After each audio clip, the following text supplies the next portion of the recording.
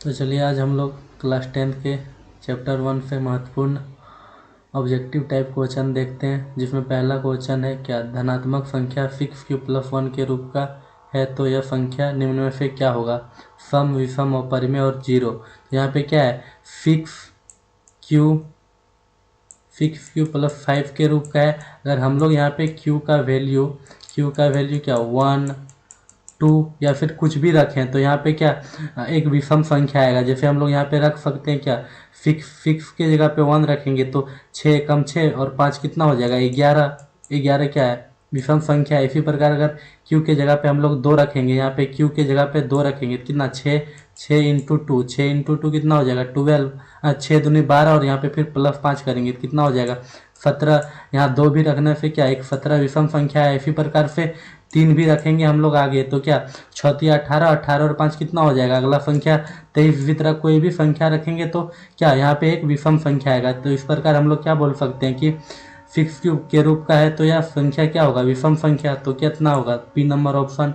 इसी प्रकार से हम लोग को देखना है क्या 140 का अभाज्य गुणनखंड के रूप में व्यक्त कीजिए। तो यहाँ पे 140 का अभाज्य गुणनखंड करेंगे कितना 140 को डिवाइड कर देंगे हम लोग 2 से, यहाँ पे करेंगे अभाज्य गुणनखंड, भाग देंगे तो 2 से जाएगा कितना घर में, यहाँ पे 70 घर में, फिर 2 से कितना घर में चल जाएगा 35 घर में।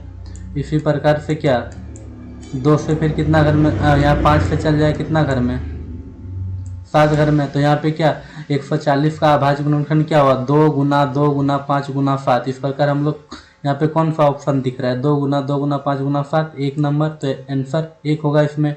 इसी प्रकार से तीसरा क्वेश्चन पूछ रहा है कि पाई किस प्रकार का संख्या है। तो पाई क्या है, पाई एक अपरिमेय संख्या है।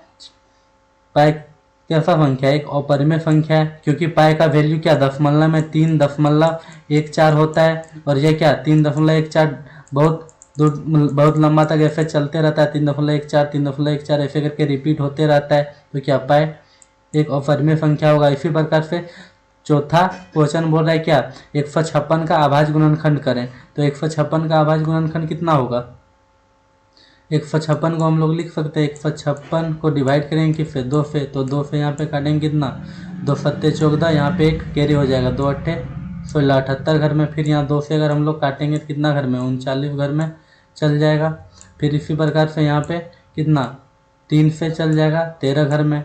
तो यहाँ पे कितना 156 का अभाज्य गुणनखंड क्या होगा 2 गुना 2 गुना 3 गुना 13। तो यहाँ पे एफ ऑप्शन कौन सा दिख रहा है 2 गुना 2 गुना 3 गुना 13, कितना 2 दिन 4 या 12 12 गुना 13 कितना 156। तो आंसर नंबर 3 होगा।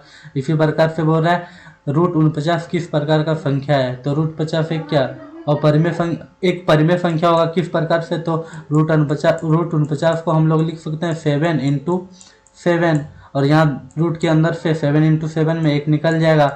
तो यहाँ पे नीचे कुछ नहीं क्या है 1 है। और परिमेय संख्या क्या होता है कि ऐसा संख्या जिसको p बट्टे q के रूप में क्या व्यक्त कर सकते हैं, जहाँ पे क्या q का वैल्यू 0 के बराबर नहीं होना चाहिए। तो यहाँ पे क्या यहाँ पे √49 को p बट्टे q के रूप में व्यक्त कर सकते हैं। तो इस प्रकार हम लोग बोल सकते हैं क्या पाई नंबर का आंसर 2 नंबर एक परिमेय संख्या होगा। तो क्या यह पांचों प्रश्न बोर्ड के एग्जाम के दृष्टिकोण से काफ़ी महत्वपूर्ण है। धन्यवाद, फिर कल मिलते हैं।